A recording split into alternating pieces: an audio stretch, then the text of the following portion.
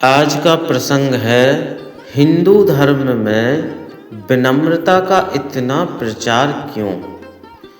विनम्रता अहंकार का त्याग। हिंदू दर्शन के अनुसार सबसे बड़ा बंधन अहंकार, मैं और मेरा है।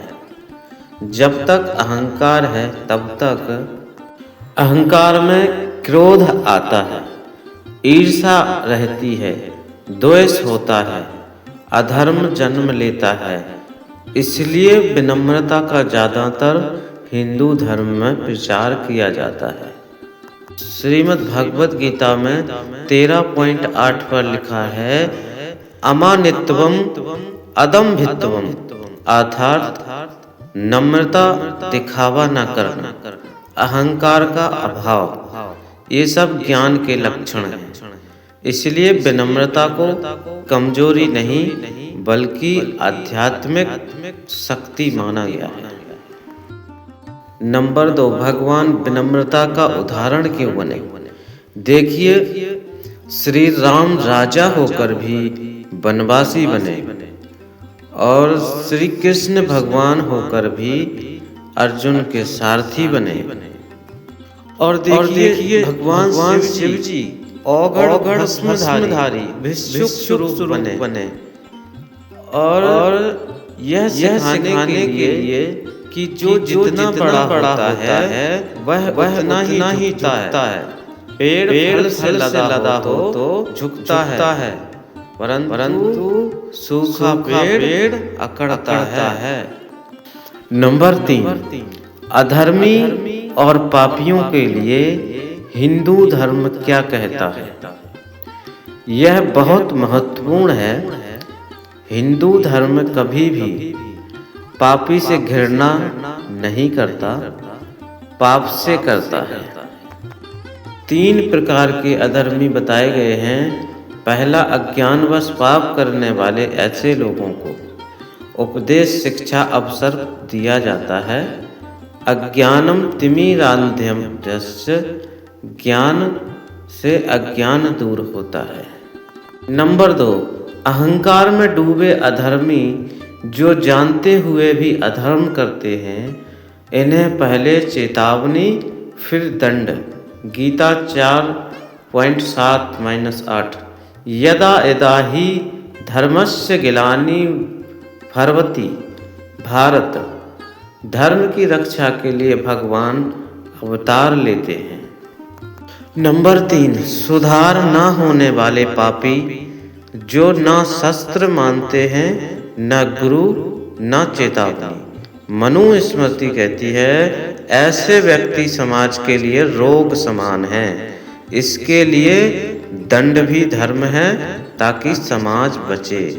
यही कारण है कि रावण, कंस, हिरण्यकश्यपु का अंत हुआ। तो फिर विनम्रता कब और कठोरता कब। हिंदू धर्म कहता है, सज्जन के लिए विनम्रता, दुष्ट के लिए कठोरता। रामायण का एक प्रसंग आता है, विनय न मानत जलधि जड़, गए 3 दिन बीत। राम जी ने पहले विनय से समझाया, फिर बाण उठाया। नंबर 5, निष्कर्ष निचोड़ है। सबसे महत्वपूर्ण बात, हिंदू धर्म कायरता नहीं सिखाता, अन्याय सहना नहीं सिखाता, बल्कि धैर्य, विवेक, आवश्यकता पड़ने पर शौर्य सिखाता है। विनम्रता शक्ति है। धर्म की रक्षा में कठोरता भी धर्म है। जरूरी बात, यह बहुत महत्वपूर्ण बिंदु है। विनम्रता गलत है जब सामने वाला बार बार अपमान करे, जानबूझकर अन्याय करे, आपकी चुप्पी को कमजोर समझे, आपको डराकर दबाने की कोशिश करे। यहाँ चुप रहना अधर्म को बढ़ावा देना होता है। महाभारत में द्रौपदी जी का अपमान चुपचाप सहना ही युद्ध का कारण बना। नंबर 6, एक पंक्ति में पूरा हिंदू जीवन दर्शन। जहाँ सुधार हो सकता है वहाँ विनम्रता रखिए। जहाँ अधर्म बढ़े वहाँ प्रतिकार अवश्य रखिए। नंबर 7, अपने जीवन में लागू करने का छोटा अभ्यास। आज से यह 3 प्रश्न खुद से पूछिए। नंबर 1, सामने वाला अज्ञान में है या अहंकार में? 2, मेरी चुप्पी उसे सुधार रही है या बढ़ावा दे रही है?